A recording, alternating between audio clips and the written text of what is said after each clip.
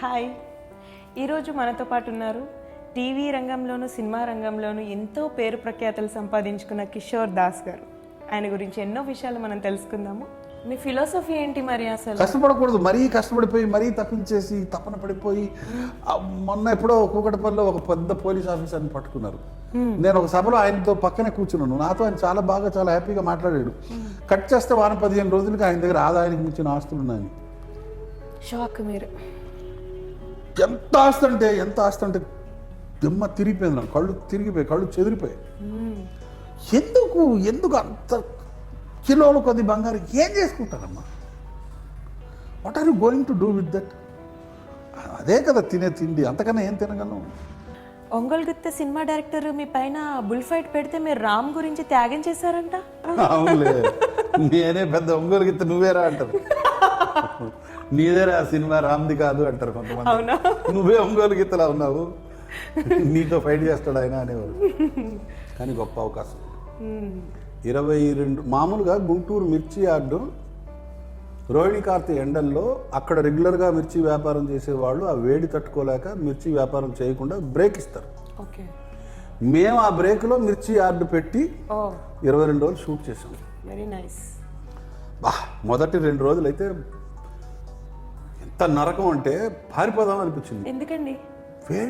వేడికి మిర్చి ఘాటు. ఘాటు అసలు ఇవన్నీ నొప్పులు మామూలు కష్టం కాదు, నరకం అనమాట. అందులో అసలు ఆ ఎండలు ఎలా ఉంటాయంటే గుంటూరు ఎండలు ప్రతిరోజు రాముడు, లక్ష్మణుడు, సీతాదేవి, విఘ్నేశ్వరుడు, ఈశ్వరుడు అందరూ కనిపించేవాళ్ళు నా కళ్ళ ముందు. దేవుళ్ళు అందరూ, పార్వతీదేవి, మొత్తం అందరు దేవుళ్ళు నా పక్కనే చెప్తుంటే ఏం చెప్తారా అని వింటున్నాను. హనుమంతుడు అయితే మా పక్కనే ఉండేవాడు. అటువంటి ఎండల్లో ఒకసారి పెద్ద ఆంజనేయ స్వామి విగ్రహం ఉంటే దాని ముందు మోకరిల్లాలి, ఇలా పడుకోవాలన్నమాట, దండం పెట్టాలి దేవుడికి. అది హీరో షాట్ రామ్ గారు చేశారు. నిజంగా నాకైతే భయం వేసింది. అది ఆమ్లెట్ అయిపోతా అనిపిస్తుంది ఆ వేడికి. అటువంటి చేశారు రామ్ గారు. ట్విస్ట్ ఏంటంటే మరో టేక్ అడిగారు భాస్కర్ గారు. నాకు రాముని చూస్తే జాలి, భయం, భక్తి అన్నీ కలిగాయి. ఎంత కష్టపడ్డారు ఆయన అనిపించింది. Very tough. మళ్ళీ రీటేక్ సిమెంట్ రోడ్డు మీద మళ్ళా మాడిపోయే ఎండల్లో పూర్తిగా పడుకుని దండం పెట్టాలి దేవుడికి. 2వ టేక్ చేశారు ఆయన. దేవుడా, ఆయనకి ఎంత సహనం ఇచ్చేవు అనిపించింది నాకైతే. It was very tough. Paneer Selvam తిరుగుబాటు వెనక మీ హస్తం ఉందని తెలిసింది. ఎందుకంటే శశికళ వస్తే ఏం లాభం? పన్నీరు సెల్వం వచ్చారనుకోండి, మా అందరి నెత్తి మీద పన్నీరు పోస్తాడు కదా, అందుకని. అంతేగా, పన్నీర్ ఆయన పేరులోనే ఉంది, ప్రజల నెత్తి మీద పన్నీరు పోస్తాడని. అయినా శశికళకి లోకల్ స్టాండింగ్ ఏముంది? పన్నీర్ సెల్వం ఇది బెటర్ ఆప్షన్. కానీ చూడాలి, తమిళ్లో వాళ్ళ సంగతి మనం చెప్పలేము.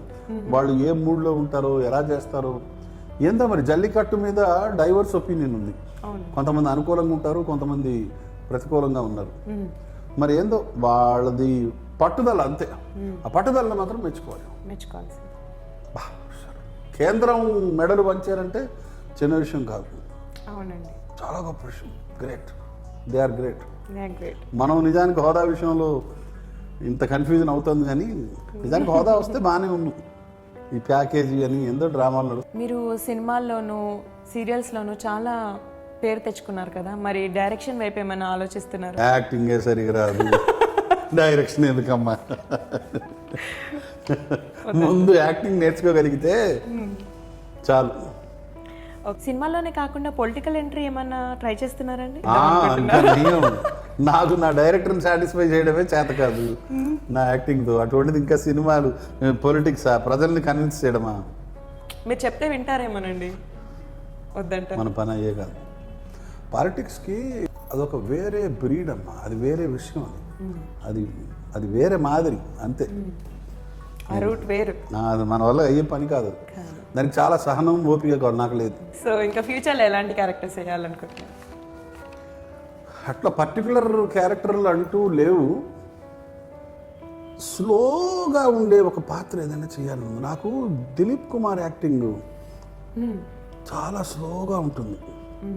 మీరు చూడండి, శక్తి సినిమాలో అమితాబ్ బచ్చన్, దిలీప్ కుమార్ దిలీప్ కుమార్ వైఫ్ అమితాబ్ బచ్చన్ తల్లి చనిపోతుంది. ఆవిడ చనిపోయి శవం ఉంటుంది. దిలీప్ కుమార్ అక్కడ కూర్చుని ఉంటాడు, అమితాబ్ బచ్చన్ జైల్లో ఉంటాడు. అమితాబ్ బచ్చన్ వచ్చి కూర్చుంటాడు, వాళ్ళిద్దరూ అక్కడ కూర్చుని ఉంటారు. వాళ్ళిద్దరి పెర్ఫార్మెన్స్ చూస్తే భయం వేస్తుంది. ఏమి పర్ఫార్మెన్స్, ఏమి ఒక్కడు ఒక డైలాగ్ చెప్పకుండా కూర్చుని ఉంటాడు. తండ్రి తన భార్య పోయిందని అక్కడ చూసి ఏడుస్తూ ఉంటాడు. వీడు క్రిమినల్ అయ్యి జైలుకి వెళ్ళి, క్రైమ్ చేసి జైలుకి వెళ్ళి బెయిల్ మీద పెరోల్ మీద వస్తాడనమాట. అట్లా స్లోగా చేస్తారు, ఇద్దరికిద్దరు ఇట్లా ఒకళ్ళు చూసుకుంటారు. అతనిలో భావన అనమాట, ఈడు యూస్లెస్ ఫెలో, ఈడు క్రైమ్ చేసి జైలుకి వెళ్ళాడు అని ఒక పక్క తండ్రికి భయం, బాధ ఉంటుంది, లోపల పెళ్ళం పోయిందనే బాధ ఉంటుంది. అతనేమో నేను జైల్లో ఉండి బాధపడుతుంటే ఈ లోపల తల్లి పోయిందని ఒక బాధ.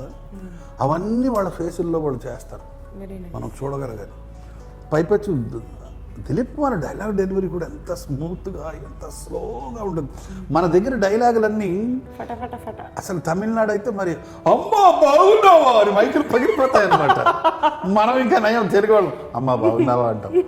హిందీ వాళ్ళు అయితే మమ్మీ కైసా హై, అంత స్లోగా చేస్తారు. అంత స్లోగా ఒక పాత్ర ఎప్పుడైనా దొరికితే కాస్త స్మూత్గా, నిజంగా అంటే మన మాటలో దమ్ము ఉండేటట్టు ఆ డైలాగ్ డెలివరీలో స్లోగా చెప్పగలిగే పాత్ర ఏదైనా దొరికితే ఒకసారైనా చేయాలనే ఉంది.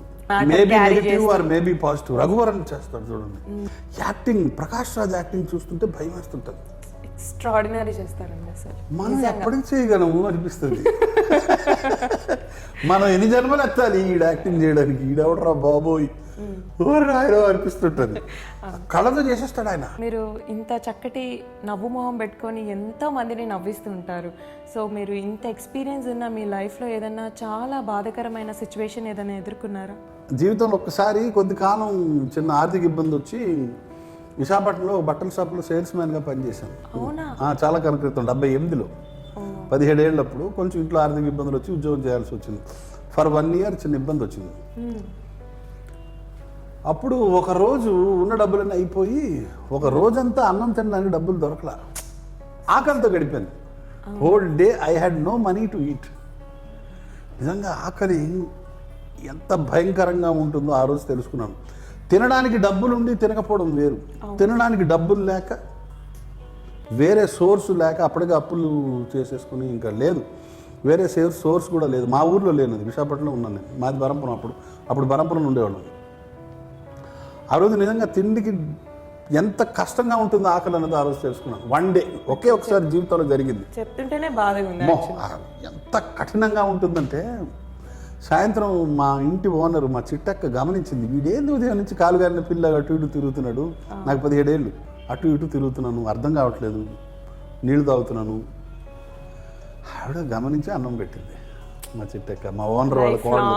గుర్తుంటది కదా ఆవిడకి దేవత అమ్మ. అండ్ అలాగే మీ లైఫ్లో ఎంతో ఆనందపడిన సందర్భం ఏదైనా ఉందా అండి? నేను BA పొలిటికల్ సైన్స్ ఆనర్స్లో యూనివర్సిటీలో నాకు 7th ర్యాంక్ వచ్చింది. Wow, great. అంటే తొలినాళ్లలో అంత పెద్ద సక్సెస్.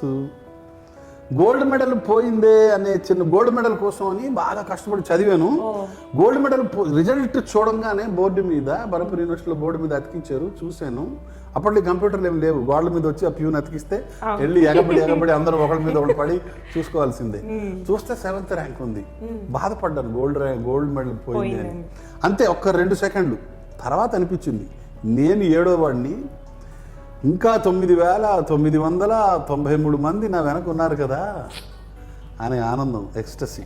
యూనివర్సిటీ మొత్తానికి 7th ర్యాంక్ రావడం అనేది చిన్న విషయం కాదు. కానీ ఆ రోజు గోల్డ్ మెడల్ గురించి మీరు ప్రయత్నం చేశారు. అది గోల్డ్ మెడల్ రాలేదు, 8 మార్కుల తేడాతో గోల్డ్ మెడల్ పోయింది. కూడా ప్రయత్నం చేసింది రాదు అక్కడ కూడా వర్కౌట్ అయింది. అయితే టాప్ 10లో ఉన్నామనే సంతృప్తి. చూసారు కదండి కిషోర్ దాస్ గారి జీవితంలో ఎన్నో మలుపులని. ఇలాంటి మంచి ఇంటర్వ్యూస్తో మళ్ళీ మేము ముందుకు వస్తాను. So please subscribe future films.